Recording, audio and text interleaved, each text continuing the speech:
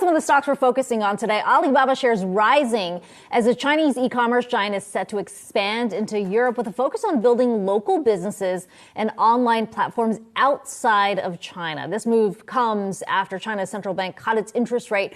The country is getting serious about getting their economy up to speed after disappointing data from retail sales and unemployment. And we can get into that data in just a bit. But let's talk about Alibaba, because this is a company that's really been in transition, right? After the big regulatory crackdown of the last few years, they've already said they're going to split up the key units within the company. Within e-commerce, there's the domestic facing side, there's the overseas side. Up until now, really the strength has been in Southeast Asia.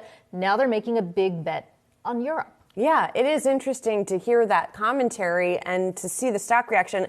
I was surprised to see the stock reaction to this. In fact, that it wasn't necessarily a throwaway comment, but nonetheless, the commentary that they're going to have Tmall also in Europe. Interesting here.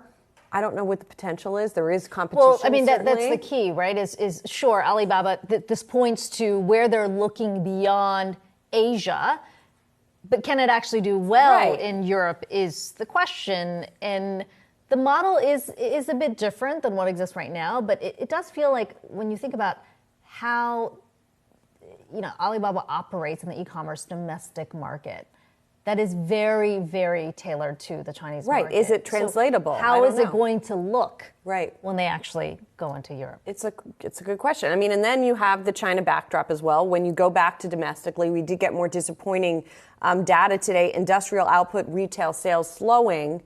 But then, of course, investors' minds turn to stimulus and what the next phase of stimulus is potentially going to look like when you have that weak data. So sort of the phase that we were in at one time in the U.S. markets, right, is bad data good for the market? Well, we were talking to Leland Miller yesterday from China Beige Book, who said it was never going to be a straight line up. When the zero COVID policies were put aside, things started opening up. We've been talking so much about the economy not picking up at the pace that was expected. But, we're still in June, right? I mean, second half of the year, at least there seems to be a little more optimism.